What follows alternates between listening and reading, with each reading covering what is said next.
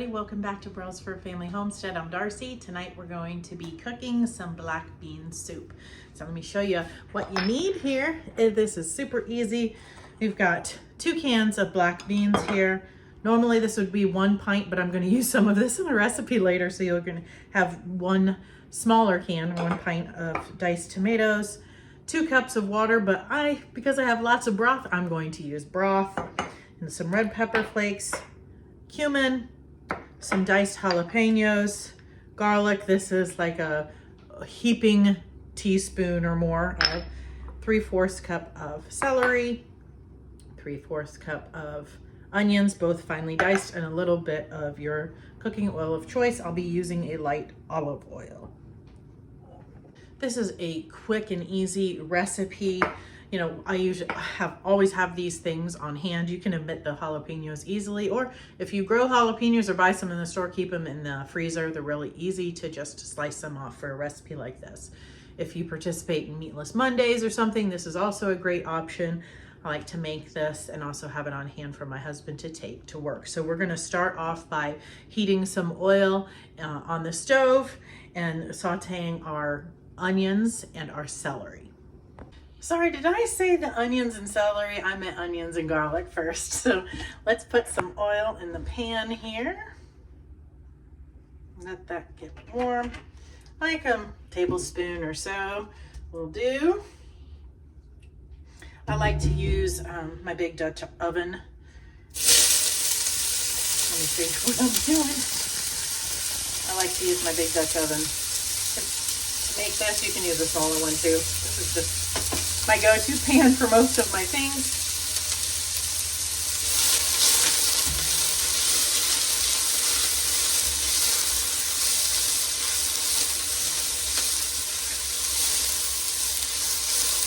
I'm going to saute that for a couple of minutes.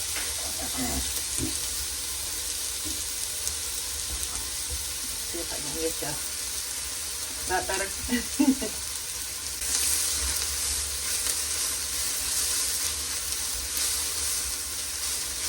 Smells good already.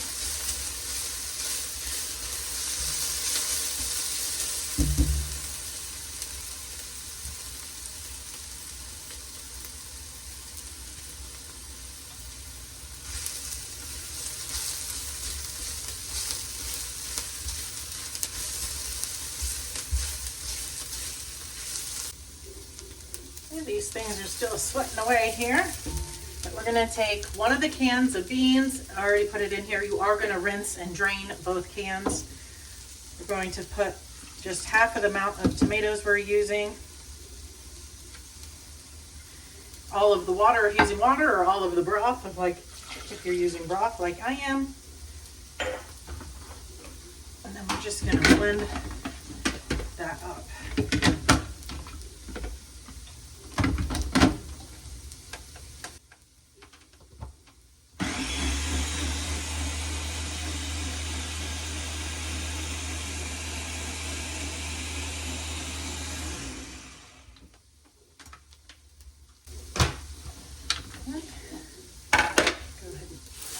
Add that.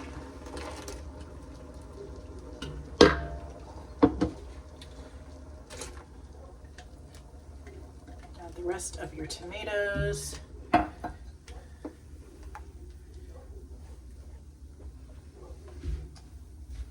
your other can of beans.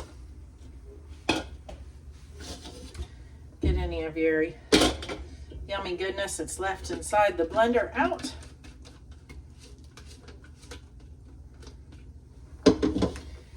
Then we need a teaspoon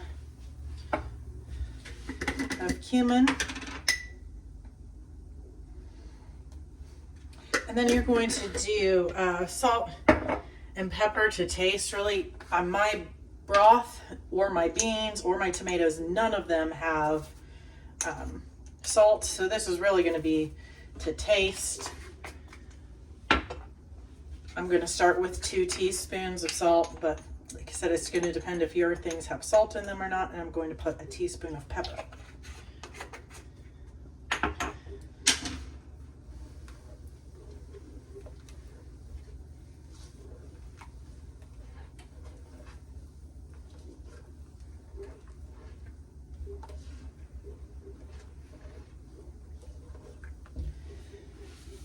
so we are going to let that sit and simmer until it's all heated through, and then I'm going to adjust the lid a little bit to let it steam and let it cook for 20 minutes.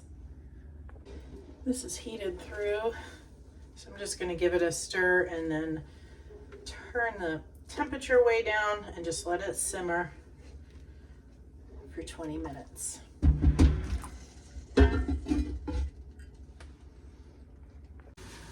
While I'm waiting on that soup, I thought maybe I would show you some of the other things that are going on in my kitchen.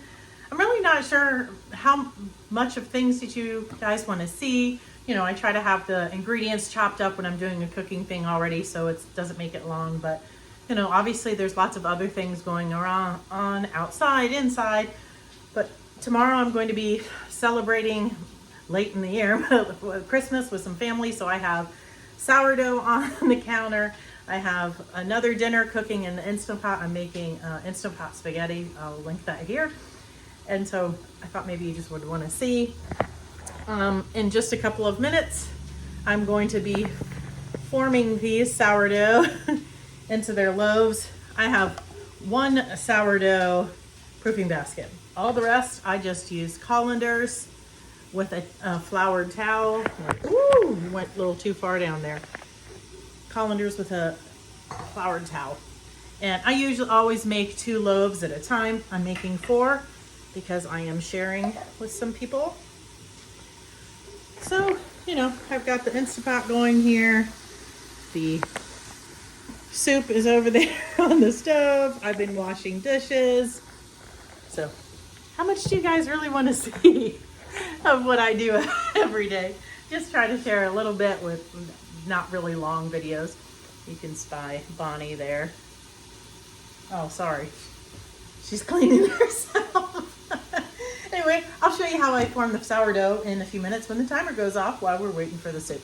The soup is just about ready, but it is time to form the loaves. So let me pull you down here and let you see how I do it. I'm not sure where my scraper went.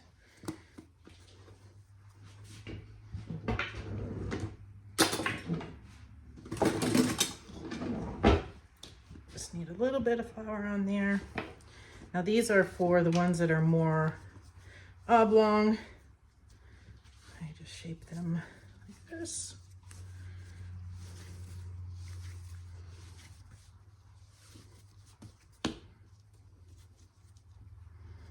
I've been making sourdough for almost a year. I made my own starter that I named Betty White shortly after Betty White passed away last year. On January 14th is when I started my starter. So we're at a year then. And I am making sourdough just about every week, sometimes only 2 loaves, sometimes like now I will be making 4 because I'm sharing them with people. I haven't made them ahead yet and frozen them.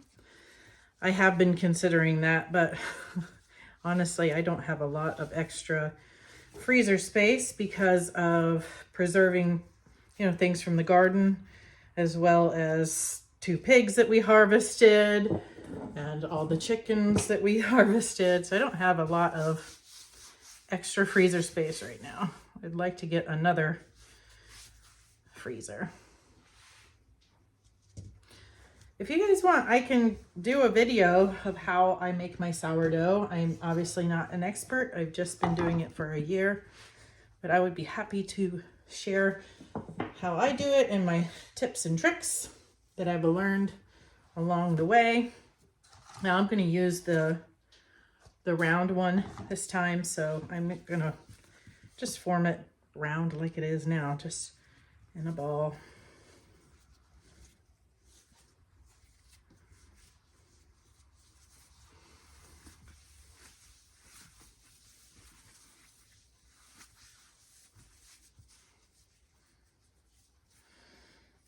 Pinch this.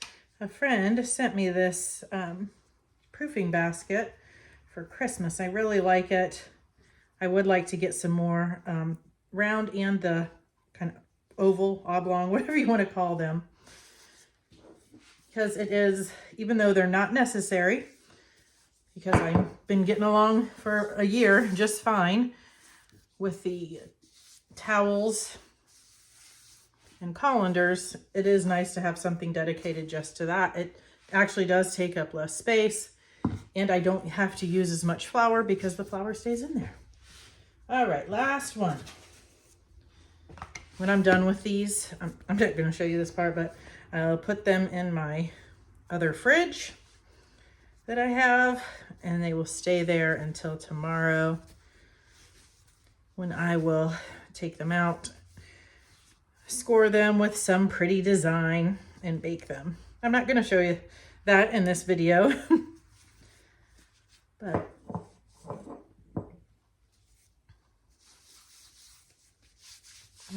and it is a lot of steps, but it's not a lot of hands-on time, so it doesn't take a really long time for actual work, but you do have to be home.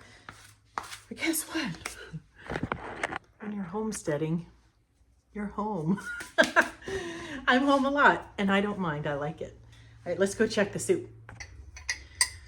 You can see it's pretty chunky, but it's nice. Maybe I should have put it in a different bowl.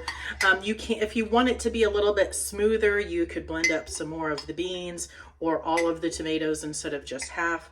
I really like this.